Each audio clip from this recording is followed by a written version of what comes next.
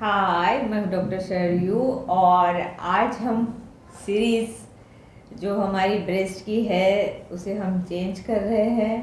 हम लोग आज बात करने वाले हैं ओबेसिटी एंड मेनोपॉज के बारे में। मेनोपॉज और ओबेसिटी जो है ये डायरेक्टली कनेक्टेड है और पॉज इन द लाइफ यानी थोड़ा सा ब्रेकअप इन द लाइफ, इसका मतलब है मेनोपॉज। हम लोग पॉज करते हैं ना, कुछ भी कंप्यूटर में वगैरह पॉज करते हैं, उस टाइप का एक पॉज आ जाता है लाइफ में, तो उसे हम कहते हैं मेनोपॉज। ऐसा नहीं है, हमारे शरीर में जो निरंतर निरंतर बदलाव आते रहते हैं हार्मोन्स के, स्पेशली लेडीज़ के। तो ये जो दौर है, इस दौर में हमारा जो एस्ट्रोजन है, प्रोजेस्टेरॉन है, एचसीजी है, थोड़ा बहुत जो टेस्टोस्टेरोन हमारे यहाँ सीक्रेट होता है वो है, सभी हार्मोन्स का जो है डिप्लीशन शुरू हो जाता है। अभी उन हार्मोन्स की शायद हमारे शरीर को ज़रूरत नहीं है, ऐसे कुदरत को लगता है, और वो जो हार्मोन्स है हमारे शरीर में कम होते जाते हैं। और यही वो वक्त है, यानी 45 से लेके 55 तक के एज का जो हमारा कालावधि है, इस दौरान हमें बहुत ज़्यादा ही स्ट्रेस रहता है। स्ट्रेस ऐसा रहता है कि बच्चों का करियर हुआ कि नहीं प्रॉपरली, उनकी शादियां बरोबर हुई, उनको कोई लत लग गई है, फैमिली के जो प्रॉब्लम्स है, हस्बैंड का रिटायरमेंट आ रहा है क्या, अब खुद को नौकरी कर रहे हैं तो और कोई प्रॉब्लम आ रही क्या। तो ये जो दौर है ये हमारा ज़्यादा ही स्ट्रेस का जो दौर है ये होता है, और इसी दौर में हम मेनोपॉज की तरफ भी जाते रहते हैं। तो कॉम्बाइंड जो इफ़ेक्ट है, कंबाइंड इफ़ेक्ट में हमें बहुत सारे सिम्टम्स आते हैं, जिसमें सबसे पहले जो अगर डेवलप होती है वो है इरिटेबिलिटी, यानी छोटी छोटी बात पे चिड़चिड़ापन आ जाना, इरिटेट हो जाना।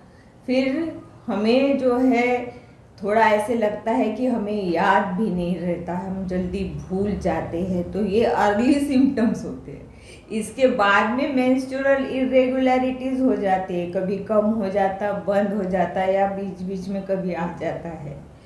और उसके बाद में हॉट फ्लशेस, ऐसे लगता है काफ़ी गर्मी हो रही है, वातावरण हमारे लिए ठीक नहीं है, अनकंफर्टेबल फीलिंग आ जाती है। फिर हमें ऐसे लगता है स्किन ड्राई हो गई है, हमारे हेयर लॉस हो रहे हैं, हमारी स्किन ड्राई होते जा रही है, तुम्हें वजाइनल ड्राइनेस हो जाता है, सेक्सुअल एक्ट्स में पेन होते रहता है, बर्निंग हो जाता है, लिबिडो होता है, इंटरेस्ट कम हो जाता है, और न जाने क्या क्या होता है। इसमें हेडेक भी होता है और लैक ऑफ कंसंट्रेशन भी हो जाता है, और कुछ भी करने की जब इच्छा न हो, खाने की भी इच्छा न हो, हमारी मूवमेंट्स भी प्रॉपर न हो, वेट गेन भी होते रहता है। और वेट गेन होने के बाद में और भी ज़्यादा सिम्टम्स आ जाते हैं, कॉन्स्टिपेशंस भी हो जाते हैं, और तो और हम लोगों को मेंस्ट्रुअल इरेगुलरिटीज़ काफ़ी तकलीफ देती है। फिर सोनोग्राफी, फिर हमें बहुत सारी टेस्ट करनी पड़ती है और डायग्नोस करना पड़ता है। ये जो हमारी लाइफ होती है ये नॉर्मल फिजियोलॉजिकल चेंजेस होते हैं, अगर हमें कोई पैथोलॉजिकल चेंज ना हो तो। पैथोलॉजिकल चेंज मतलब इरेगुलरिटी ऑफ मेंस्ट्रुएशन अगर आते हैं, कोई फाइब्रॉइड है या इंडोमेट्रियल कोई प्रॉब्लम है, यूट्राइन कोई प्रॉब्लम है, ओवेरियन कोई प्रॉब्लम है, अगर ये प्रॉब्लम हमें नहीं है तो ये जो हो रहा हमारे साथ ये नॉर्मल फिजियोलॉजिकल फिनोमिना है। हमारे हार्मोन्स कम हो रहे हैं, इसलिए हमें सब कुछ ये जो है ये फेस करना पड़ रहा है। इन सब दिनों में हमें नींद भी बराबर नहीं आती, स्लीपलेस नींद हो जाती है, हम जल्दी ही उठ जाते हैं और हमें ऐसे लगता है कि हमें बार बार यूरिनेशन हो रहा है।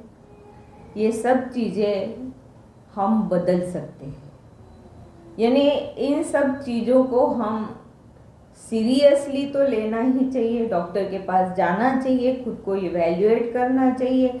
अपनी जो भी स्ट्रेस फैक्टर्स है बहुत ज़्यादा आप डॉक्टर से शेयर कर सको तो अच्छा ही है। बहुत सारी चीज़ें ऐसी होती है जो हम लोग कॉमन पब्लिक में शेयर नहीं कर सकते, वो हम डॉक्टर से शेयर कर लेते हैं। तो डॉक्टर से सब कुछ शेयर कर लेना, क्योंकि साइकोलॉजिकल जो ट्रीटमेंट होती है इन दिनों में तो 70% काम करती है, 30% तो सिर्फ आपको मेडिसिन लेना है, 70% आपको साइकोलॉजिकल बूस्टिंग की ज़रूरत पड़ती है। आपकी इरिटेशन की वजह से बाकी लोगों को भी प्रॉब्लम होती है, लेकिन जब आप इरिटेट होते हो वो आप खुद इरिटेट नहीं हो रहे हो, आपके हार्मोन्स आपको इरिटेट करने में मजबूर कर रहे हैं। और जो स्ट्रेस होते हैं वो स्ट्रेस को हम स्ट्रेस ना ले, ऐसे तो मैं नहीं बोलूँगी, मैं तो ये बोलूँगी कि भाई स्ट्रेस जो है उसका सोल्यूशन निकालो। जो चीज़ आपको स्ट्रेसफुल है उसका अगर सोल्यूशन निकालेंगे तो अपने आप ही स्ट्रेस कम हो जाएगा। तो स्ट्रेस का सोल्यूशन निकालें। और तो और यही वो वक्त है जब आपको आपके बॉडी को एक्सरसाइज में डालने से आपको इन सभी चीज़ों से छुटकारा मिल सकता है।